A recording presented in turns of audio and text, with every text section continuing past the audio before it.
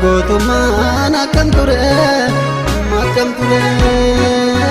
maal dubbadhoo kanan gadhoo seenaa isaan nama raree gootota Oromoo kan biyyaaf lolaa ture wareegame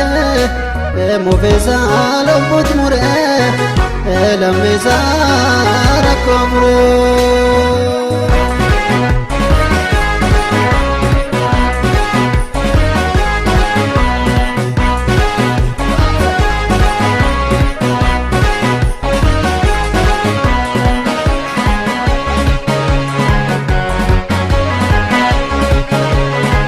Wanilole adannoo kaawwata akkam godheen kaayoo kan keekan sidagachuun seenaan na gaafata yoo lammummaanaanis na laallata sidagachuun seenaan na gaafata yoo lammummaanaanis na laallata wanilole adannoo kaawwata akkam godheen kaayoo kan keekan sidagachuun seenaan na gaafata yoo lammummaanaanis na laallata sidagachuun seenaan na gaafata yoo lammummaanaanis na laallata.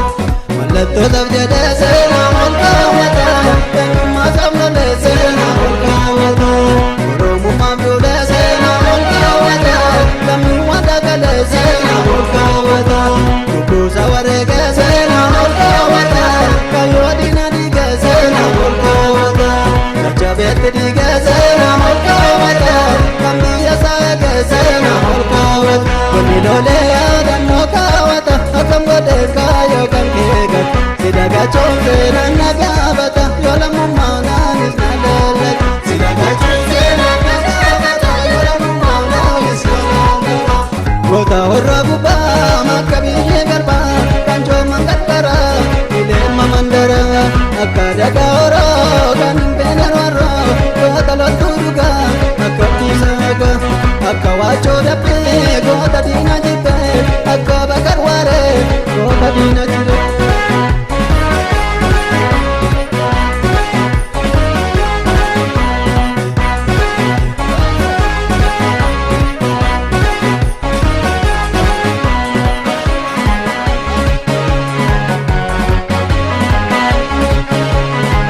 Wanilole yaadannoo kaawwata akkam godheen kaayoo kan keekan sidagachuun seenaan na gaafata yoo lammummaanaanis na laallata sidagachuun seenaan na gaafata yoo lammummaanaanis na laallata wanilole yaadannoo kaawwata akkam godheen kaayoo kan keekan sidagachuun seenaan na gaafata yoo lammummaanaanis na laallata sidagachuun seenaan na gaafata yoo lammummaanaanis na laallata. Jirri maya bati seenaa ol kaawwata goobaa korma kiyyaa seenaa ol kaawwata inni maadal jarti seenaa ol kaawwata gootuma abbaan biyyaa seenaa ol kaawwata ameen cita gogsaa seenaa ol kaawwata gamaata bitulu seenaa ol kaawwata yagoota simbartaa seenaa ol kaawwata goota biyyaa bulu seenaa ol kaawwata waniloolee yaadannoo kaawwata akkam godheen kaayoo kan keekan sidagachuun seenaan na gaafata yoo lammummaanaanis na laallata sidagachuun seenaan na gaafata yoo lammummaanaanis na laallata akka taatee birruu diinaaf garaaniroo akka garii tulluu goota biyyaaf loluu akka waaqa guutuu kan biyya keebduutu wayyeelee moobiltuu kan biyya keebdattu waleenjisoo dhiigaa biyya bobbareegaa seenaa gootuwwanii dhalootatu eega.